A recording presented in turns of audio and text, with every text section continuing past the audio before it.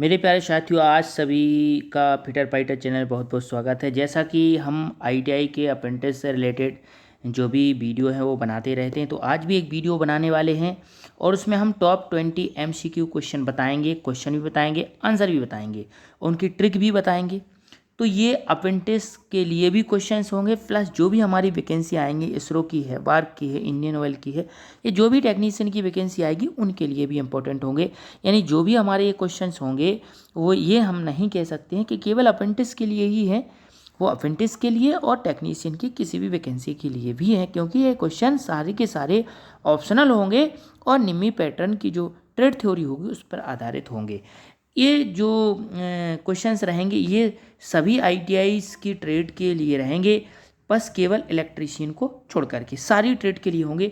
और यदि आप इस टाइप के क्वेश्चन हमारे फिटर फाइटर चैनल से पढ़ते रहे तो आपका सिलेक्शन 100% होगा, इसकी फुल गारंटी होगी। क्योंकि जब हम पढ़ाई करेंगे, मेहनत करेंगे, तो कहीं ना कहीं मेहनत एक अपना रंग जरूर दिखाएगी, क्योंकि मेहनत करने वालों को फल जरूर मिलता है। तो हम पहुंच चलते हैं अपनी स्लाइड पर, और स्लाइड पर पहुंचने के बाद आपको दिखा देते हैं आज के बहुत सारे क्वेश्चंस। ठीक है ना, चलो पहुंचते हैं। और यदि दोस्तों जब तक हम क्वेश्चन लाते हैं, यदि आप लोगों ने हमारे चैनल फिटर फाइटर को सब्सक्राइब ना किया हो तो चैनल को ज़रूर सब्सक्राइब कर दें, क्योंकि फिटर फाइटर चैनल अपने टेक्नीशियन और आईटीआई से रिलेटेड क्वेश्चन जो है बताता रहता है। तो आज का पहला क्वेश्चन हमारे सामने है, आप देख रहे होंगे। देखिए इसमें ये क्वेश्चन आपके सामने दिख रहा है। Name the part of file marked as X, यानी एक्स को जो मार्क किया गया है फाइल में, ये फाइल के एक्स के रूप में चिन्हित भाग का नाम दें। यानी हमें कोई ये पिक्चर बनी होगी, जैसे जो सामने आपके सामने फाइल की पिक्चर बनी हुई है, तो इस पिक्चर का हमें एक्स वाले भाग का नाम बताना। अब एक्स आप देख रहे होंगे, देखिए एक्स ये हिस्सा आ रहा बीच में, देखिए तो बीच में हिस्सा आ रहा, तो बीच वाले हिस्से को हम क्या कहते हैं। तो देखिए ये फाइल आप लोगों ने समझी होगी, पढ़ी होगी, देखी भी होगी। तो देखिए बीच वाला हिस्सा जो होता है, बीच वाले हिस्से को हम हील कहते हैं। हील, जहाँ पर हमारे फाइल का नाम लिखा जाता है, हील पर। यदि बीच में अगर रफ फाइल होती है तो बीच में रफ लिखा होता है, फिनिश फाइल होती है तो बीच में फिनिश लिखा होता है। ठीक है ना, इस तरीके से मैं फाइल के एक सारे पार्टों को बता देता हूँ। इस तरीके से एक नोकदार हिस्सा होता है, देखिए इस तरीके से नोकदार हिस्सा होता है। तो ये नोकदार वाला हिस्सा जो होता है वो टैंग होता है। ये किनारे पर जैसे जो गुलाई होती है इसे हम शोल्डर कहते हैं, किनारे वाले को क्या बोलते हैं, शोल्डर। बीच वाले हिस्से को हम हील कहते हैं। तो इसका जो फर्स्ट आंसर, ए आंसर इसका करेक्ट आंसर हो जाएगा, हील। हम नेक्स्ट क्वेश्चन पे चलते हैं।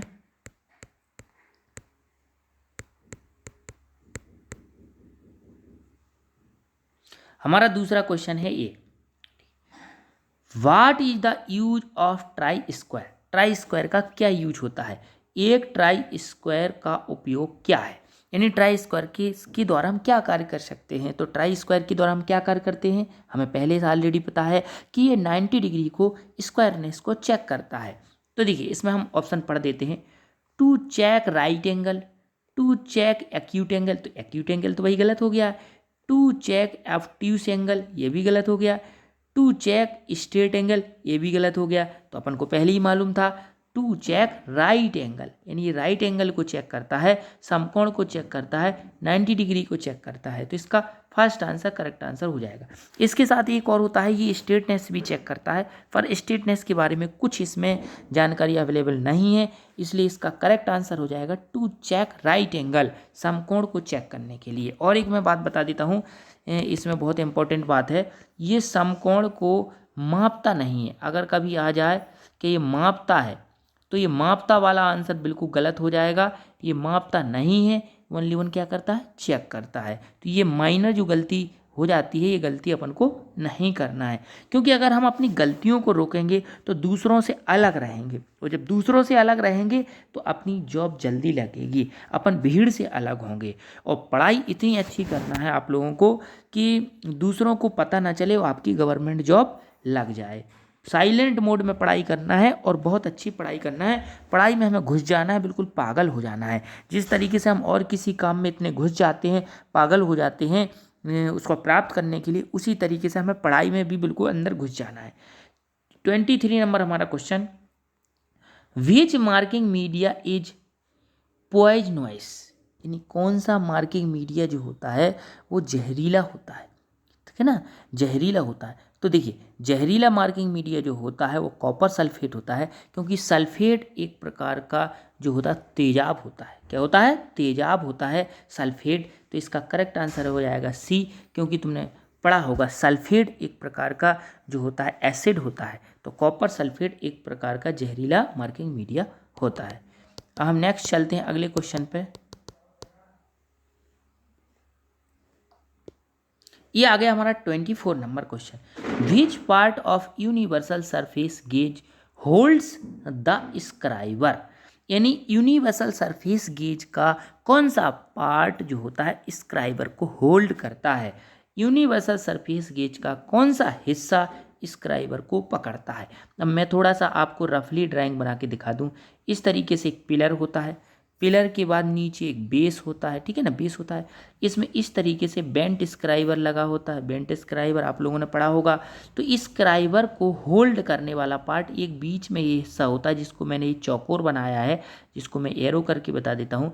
ये बीच का ये चौकोर हिस्सा होता है, जिसको मैं फिलअप कर देता हूँ रेड रंग से, यही हमारे स्क्राइबर को पकड़ता है।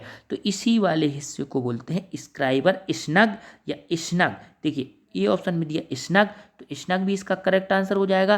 क्या स्क्राइबर स्नग होगा तो वो भी इसका करेक्ट आंसर हो जाएगा। तो ये आंसर इसका करेक्ट आंसर होगा। स्क्राइबर को पकड़ने वाले को हम स्क्राइबर स्नग कहते हैं। 25 नंबर क्वेश्चन ये आप लोगों के सामने देखिए। What is the name of the बाइस, इस बाइस का हमें नाम बताना है। इस बाइस का नाम क्या है? तो ये बाइस आप लोगों ने देखी होगी बहुत ही, चाहे आप मशीनिस्ट ट्रेड के रहे होगे, चाहे फिटर के रहे होगे, चाहे बेल्डर के रहे हो, चाहे इलेक्ट्रीशियन के रहे हो, किसी भी ट्रेड के रहे होगे, तो ये बाइस आप लोगों ने जरूर देखी होगी। तो इस बाइस में कोई डाउट नहीं है, ये बाइस का करेक्ट आंसर है सी। इस बाइस को हम हैंड बाइस कहते हैं सी, क्योंकि इसमें बिंगनट लगा हुआ है, आप लोग देख रहे होंगे इसमें देखिए बिंगनट लगा हुआ है। तो ये क्वेश्चन भी बहुत आता है, ऐसी कौन सी बाइस होती है जिसमें बिंगनट लगा होता है, तो उस बाइस का नाम है हैंड बाइस। करेक्ट आंसर इसका हैंड बाइस हो जाएगा, क्योंकि हाथ से ही बिंगनट को हम घुमाते हैं, चलाते हैं, इसलिए हैंड बाइस इसका नाम होता है। अगला क्वेश्चन है 26 number question. A new hexa blade after a few stroke becomes loose because of, एक नए हेक्सा ब्लेड का लूज होने का क्या कारण है? फ्यू स्ट्रोक, कुछ स्ट्रोक के बाद, कुछ स्ट्रोक के बाद एक नया हेक्सा ब्लेड ढीला हो जाता है। हमने जब हेक्साइंग करना स्टार्ट की थी तो हमारा जो ब्लेड था, हेक्सा ब्लेड था, वो फ्रेम में टाइट था, लेकिन जैसे ही हम कुछ समय तक काम करते रहते हैं तो वो ब्लेड ढीला हो जाता है। आप लोगों ने अक्सर देखा होगा जब हम हेक्साइंग करते हैं, काटते हैं, तो वो किस वजह से हो जाता है? तो ब्लेड जो होता है जब हम कटिंग करते हैं तो उसमें खिंचाव होता है, तो खिंचाव की वजह से वो ब्लेड ढीला हो जाता है। तो इसका करेक्ट आंसर होगा ए, ये करेक्ट आंसर होगा stretching of a hexa blade या स्ट्रेचिंग ऑफ अ ब्लेड। तो हेक्सा ब्लेड में स्ट्रेचिंग की वजह से वो ढीला हो जाता है। तो करेक्ट आंसर इसका ए आंसर हो जाएगा। अगला है 27 नंबर क्वेश्चन। वाई, वाई देखिए, why breakage of teeth occur easily while sewing of thin walls workpiece and the start of a cut। वो ये कह रहा है पतले वर्कपीस को, पहले कट और पतले वर्कपीस को काटते समय दांते बहुत आसानी से क्यों टूट जाते हैं। यानी जब किसी पतली सीट को आप काटते हो हेक्सा ब्लेड से तो उसके दांते टूट जाते हैं। अब मैं आप इसको एक रफली चित्र बना के दिखा देता हूँ।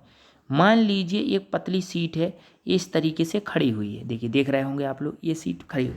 अब इसको हम हेक्सा ब्लेड से कट कर रहे हैं। मैं थोड़ा कलर चेंज कर लेता हूँ ताकि आपको अच्छे से हेक्सा ब्लेड समझ में आ जाए और आपको बता दें, आपको खुद ही समझ में आ जाएगा। ये एक हेक्सा ब्लेड इस तरीके से काट रही है, ठीक है ना, ये इस तरीके से एक हेक्सा ब्लेड है, ठीक है ना, मैंने बना दी हेक्सा ब्लेड और इस तरीके से दांते बना दिए, ठीक है, आपको समझ में आ गया होगा।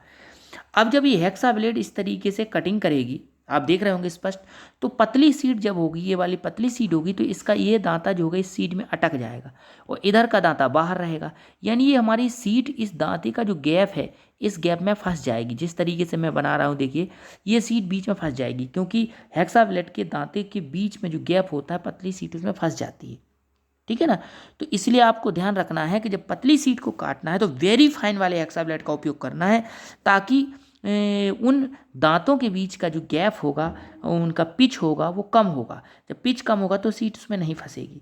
यदि आप बड़े दांते वाली हेक्साब्लेड, बड़े पिच वाली हेक्साब्लेड लोगे तो पतली सीट उस दांतों के बीच के गैप में फंस जाएगी।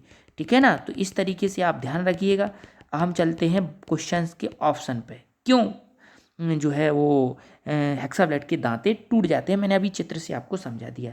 Hand force is too big, cutting section is too short, coarse blade is to be used, hand force act only upon few.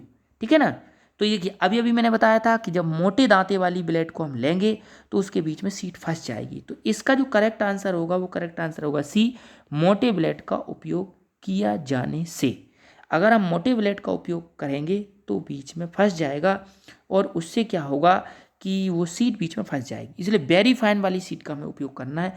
तो इसमें ओनली इसमें पूछा गया था कि दांत क्यों टूट जाते हैं, तो इसका यही रीज़न था कि इसमें जो सीट पतली होती है और दांता बड़ा होता है तो बीच में फंस जाती है। तो इसका करेक्ट आंसर मैंने आपको बता दिया, सी आंसर करेक्ट आंसर होगा। इसका 28 नंबर क्वेश्चन है, which chisel use to for square ring materials at the corner joint.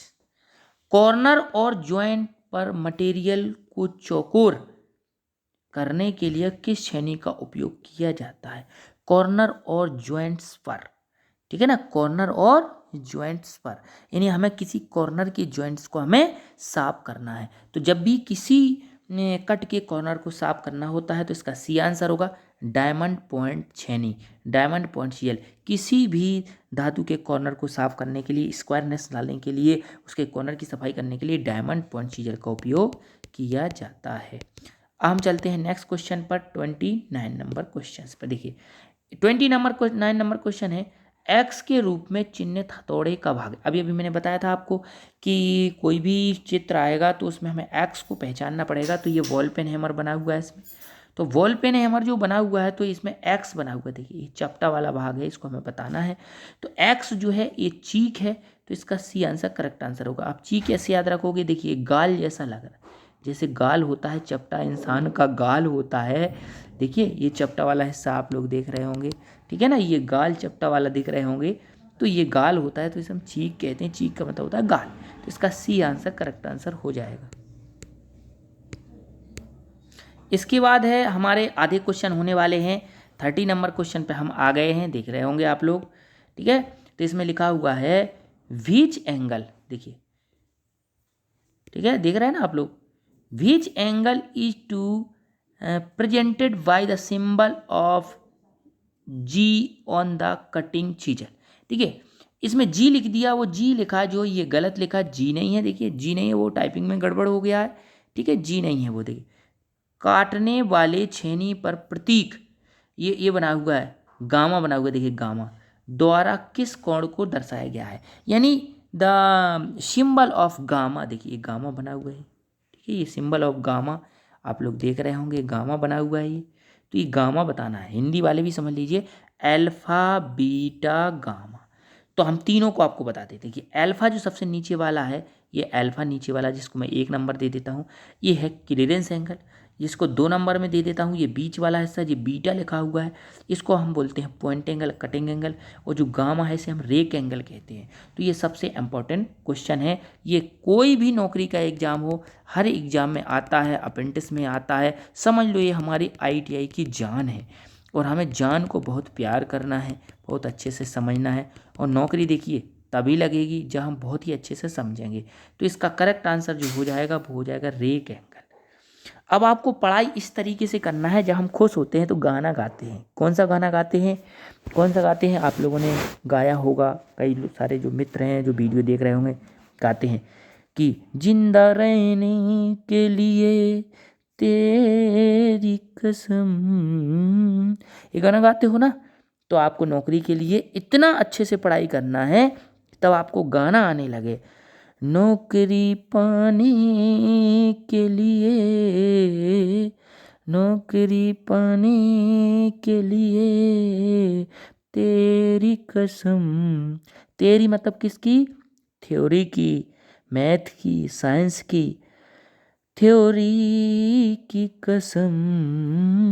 ऐसे जब गाना गा गा के पढ़ोगे, खुश रह के पढ़ोगे, थ्योरी को पढ़ोगे, मैथ को पढ़ोगे, रीजनिंग को पढ़ोगे, और जब पढ़ने से आपको आनंद की प्राप्ति होगी, ठीक है ना, तो अपने आप नौकरी अपने कदमों में आएगी। क्योंकि जब हम मेहनत करते हैं तो हमारा मन खुश रहता है, हमें पढ़ाई में मज़ा आता है।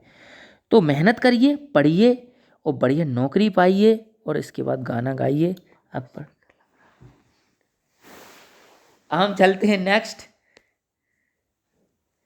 क्वेश्चन पे चलते हैं। 31 नंबर क्वेश्चन, ठीक है ना दोस्तों, मस्त रहिए, पढ़ाई करिए।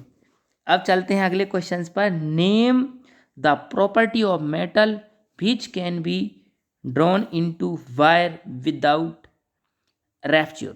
धातु का वह गुण बताइए जिसमें वह बिना टूटे तार में खींचा जा सकता है, यानी जिसे हम तार बना सकते हैं। तो तार बनाने के गुण को हम बोलते हैं डक्टिलिटी। क्या बोलते हैं? डक्टिलिटी। और सीट बनाने के गुण को बोलते हैं मेलेबिलिटी, जो डी ऑप्शन में दिया गया है। डी ऑप्शन ये सीट बनाने वाला होता है। तो इसका करेक्ट आंसर होगा ये, तार बनाने को वाले गुण को हम डक्टाइल या डक्टिलिटी कहते हैं, ठीक है ना।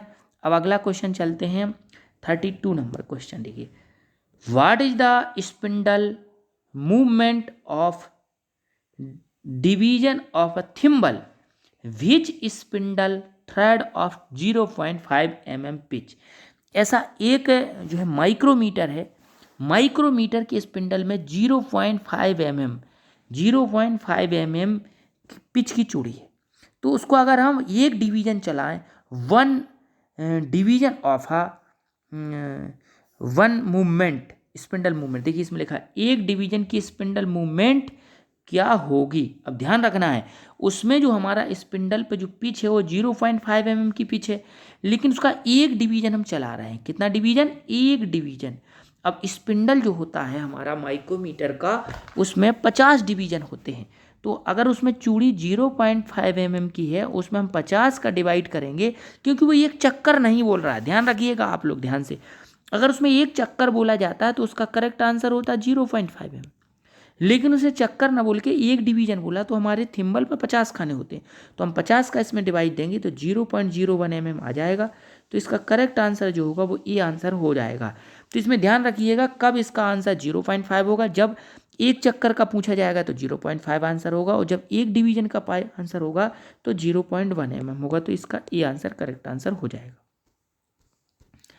अगला चलते हैं हम 32 number very very most question है। What is the reading of vernier caliper. हम वर्नियर कैलीपर की रीडिंग हमें बतानी, इसका वीडियो हम ऑलरेडी एक अपने पीटर पाइटर चैनल पर बना चुके हैं। तो अगर रीडिंग आपको नहीं आती हो तो उस वीडियो को आप देख लें, वरना हम ये रीडिंग यहाँ पर आपको बता देते हैं। इसमें देखिए 50 खाने हैं वर्नियर कैलीपर में, तो इसकी लीस्ट काउंट 0.02 होगी, आप जानते होंगे। तो 0.0 के हिसाब से हम इसकी रीडिंग निकालेंगे। तो सबसे पहले हमें मेन डिवीजन पढ़ना पड़ेगा। देखिए ये खाने हो गए 40, ये खाने हो गए 50, ठीक है। 50 के बाद देखिए सॉरी दोस्तों, ऐसा नहीं करना, मैंने गलत करा, सही नहीं करा। देखिए सबसे पहले हमें ये देखना है कि वर्नियर स्केल के 0 ने मेन स्केल के कितने खाने पार किए हैं। तो जब इधर पर 40 है, ठीक है ना, 40 है, तो इधर पर 30 रहा होगा। कितना रखा होगा? 30। तो 30 रहा होगा, तो 30 के देखिए ये 35 वाली लाइन है बीच में, दिख रही होगी आपको। तो ये हमारा जो 0 है, 0 35 के देखिए आगे है, तो 35 के आगे है, तो हमारा ये 35 mm हो गया। तो हमारा हो गया 35 mm, क्योंकि ऊपर वाला एक खाना 1 mm होता है। तो जब इस 0 ने, वर्नियर स्केल के 0 ने मेन स्केल के 35 खाने पार किए हैं, आपको दिख रहे होंगे, देखिए दिख रहे होंगे, जहाँ पर हम देखिए ये रेड रंग से निशान बना रहे हैं, कहो तो हम इसमें एरो बना के आपको दिखा देते हैं। देखिए ये 35 एरो बना दिया हमने, ये 35 के आगे है, क्योंकि ये डंडी इधर 30 की रही होगी। तो 35 के आगे है ये 0, तो ये 35 खाने तो ये हो गए, तो 35 mm तो हमारा ये हो गया। फिर इसके बाद हमें ये देखना है कि कौन सी लाइन मैच कर रही वर्नियर स्केल की। तो देखिए वर्नियर स्केल की 20वीं लाइन मैच कर रही, आपको एरो बना के देखिए दिखा देते हैं। तो 20 में हम लीस्ट काउंट का गुणा करेंगे 0.02, तो 20 दूनी 40 हो जाएगा। तो हमारी रीडिंग हो जाएगी 35.40। अब इसमें एक डी ऑप्शन जो है छिप गया है, तो इसकी करेक्ट रीडिंग है 35.40। इसमें देखिए 1 2 3 डी ऑप्शन नहीं दिख रहा है, तो इसका करेक्ट आंसर होगा डी 35.40 mm रीडिंग हो जाएगी। तो इसी तरीके से पढ़ना है। पहले हमें मेन डिवीजन के स्केल पढ़ना है, इसके बाद वर्नियर स्केल डिवीजन के पढ़ना है। यदि अभी भी आपको कोई डाउट लग रहा है तो हमारे चैनल की प्लेलिस्ट में जाएं और वर्नियर स्केल की जो रीडिंग है, वर्नियर कैलिपर की जो रीडिंग है उसको पढ़ना सीखें और माइक्रोमीटर की रीडिंग पढ़ना सीखें, क्योंकि ये 2 क्वेश्चन जरूर एग्जाम में आते हैं। हम चलते हैं नेक्स्ट क्वेश्चन पर।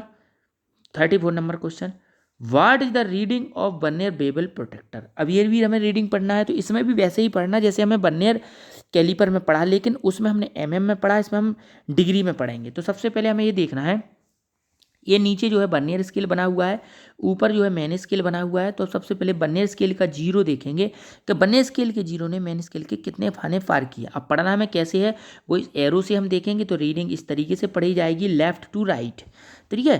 तो लेफ्ट टू राइट रीडिंग में देख लीजिए, ये 40 है। देखिए 40 के आगे आप देखिए 41 नंबर वाला पार किया है, जीरो ने देखिए, देख लीजिए ये एरो लगा हुआ है, देखिए एरो लगा हुआ है, इसने 41 वाली लाइन को पार किया है, तो इसका 41 डिग्री हो जाएगा। कितना डिग्री, 41 डिग्री। और जब हमने ऑप्शन में देखा तो एक ही ऑप्शन 41 डिग्री का है, तो इसका बी आंसर करेक्ट आंसर हो जाएगा। लेकिन हम इसको पूरा पढ़ना सिखाएंगे। मान लीजिए 2 ऑप्शन 41 डिग्री वाले आ गए, 41 डिग्री वाले, तो हम कैसे करेंगे, तो उसको हम बता देते हैं। देखिए उसको हम बता देते हैं, 41 डिग्री तो हमारा कन्फर्म हो ही गया। इसके बाद हम देखेंगे वर्नियर स्केल, क्योंकि वर्नियर स्केल जो होता है वो एक खाना जो होता है वो 5 मिनट का होता है, क्योंकि वर्नियर बेवल प्रोटेक्टर की जो लिस्ट काउंट होती है वो 5 मिनट होती है। देख लीजिए आप, देखिए ये 3 खाने, 6 खाने, 9 खाने, 10 खाने हैं। देखिए 10 में खाने की सीध में एक एरो है जी, 10 में खाने की। तो 10 खाने, 10 का हम 5 में गुणा करेंगे, तो 10 खाने का 5 में गुणा करेंगे तो 50 मिनट हो जाएगा। तो इसका करेक्ट आंसर हो जाएगा 41 डिग्री 50 मिनट, जो मैं पहले ही बता चुका हूँ। बी आंसर करेक्ट आंसर होगा। अब अगले चलते हैं हम नेक्स्ट क्वेश्चन पर। 35 number question, what is the use of feeler gauge. Feeler gauge का क्या उपयोग है। इस क्वेश्चन को तो पढ़ते पढ़ते इंसान बूढ़े ही हो गया होगा बिल्कुल, ठीक है। क्योंकि फीलर गेज से हम क्या करते हैं, फीलर गेज से 2 पार्टों के बीच का गैप चेक करते हैं। तो check the gap between the mating part, तो 2 मैचिंग पार्टों के बीच का गैप चेक करते हैं। तो करेक्ट आंसर डी आंसर हो जाएगा। ये क्वेश्चन यदि आप नहीं आता है आपको, तो आपका जो है पढ़ाई के लेवल बहुत डाउन है, और यदि आपको ये आ रहा है तो आप एक अच्छे लेवल पे चल रहे हैं। अगला क्वेश्चन है 36 number question, read the measurement of dial caliper. हमें डायल कैलिपर की मेजरमेंट को इसमें बताना है। तो सबसे पहले हम इसकी रीडिंग को पढ़ेंगे। तो रीडिंग देख लीजिए, इसमें देखिए ये जो निशान बने हुए इधर पे देखिए, ये 10 mm का, ये 20 mm का, ये 25 mm की लाइन दिख रही है। मेन स्केल में बता रहा हूँ मैं, तो 25 mm की लाइन दिख रही, तो इसकी 25 रीडिंग हो जाएगी। कितनी रीडिंग हो जाएगी, 25, क्योंकि 25 से थोड़ा ज़्यादा होगी। अब 25 से थोड़ा ज़्यादा का एक ही ऑप्शन दिख रहा है हमें, लेकिन हम इसको मैच कराएंगे इस बार में, इसमें कई बार हो जाता है ऐसे कन्फ्यूजन। हम इसके 25 तो अभी हमने ध्यान रख ही लिया है, पर थोड़ा रीडिंग को चेक करते हैं। देखिए 5, 10, 15, 20 के बाद देखिए 24, देखिए देख रहे होंगे 24 वाली लाइन की सीध में ये घड़ी की सुई दिख रही है। अब इसकी लिस्ट काउंट 0.05 है, तो 24 में हम 0.05 का गुणा करेंगे, ठीक है ना, 0.05। तो 24 पंचे 120, 2 पे निशान लगाएंगे तो 1.2 आ गया। देखिए हम 25 जो हमारा था उसमें 1.2 को हम जोड़ देंगे, तो 26.2 हो गया आंसर। इसलिए तो हम कहते हैं कि पूरा हल करा करो। तो इसका सी आंसर गलत हो जाएगा भैया, इसका डी आंसर सही होगा 26.2। तो इसलिए कभी भी आपको राउंड फिगर में आंसर दिखे पर एक बार उसको पूरा करना चाहिए, क्योंकि जल्दी का काम शैतान का होता है, गड़बड़ हो जाएगा। तो इसका 36 का डी आंसर होगा, सी आंसर नहीं होगा। अगला क्वेश्चन हम चलते हैं, what operation is carried out in a gang drilling machine. एक गैंग ड्रिलिंग मशीन में क्या ऑपरेशन होते हैं। तो देखिए गैंग आप जानते ही होंगे, जो चींटी देखी होगी लाइन से काम करती है, एक पत्थर को ले जाती है, चींटी गैंग में काम करती है। कोई इंसान भी एक लाइन से लगकर काम करे तो इसे गैंग वर्क कहा जाता है। तो गैंग वर्क जो होता है कंटिन्यूअस ड्रिलिंग ऑपरेशन, ये लगातार ड्रिलिंग ऑपरेशन कर सकता है, निरंतर ड्रिलिंग ऑपरेशन। तो इसका सी आंसर करेक्ट आंसर हो जाएगा, क्योंकि गैंग का काम ही होता है लगातार कार्य करना। अब आ जाते हैं 30, which is an integral part of the stock in vernier bevel protector. Vernier bevel protector में स्टॉक का एक अभिन्न हिस्सा होता है।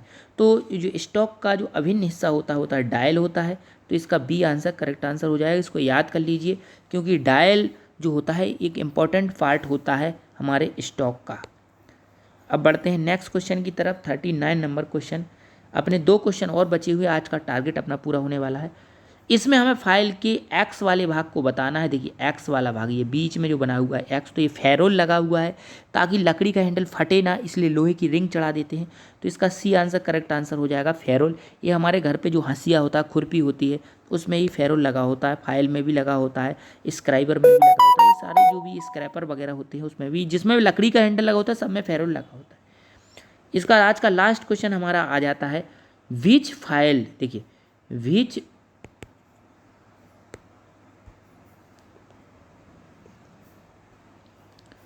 Which file is use to make the job close to the finishing size, यानी किस फाइल के द्वारा हम अपने जॉब को क्लोज टाइप साइज तक फिनिश कर सकते हैं।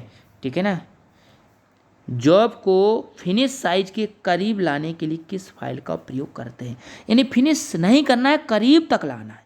ठीक है ना, तो उसके लिए हम सेकंड कट वाली फाइल का उपयोग करते हैं, यानी फिनिश साइज के करीब तक आ जाएगा, फिनिश नहीं होगा।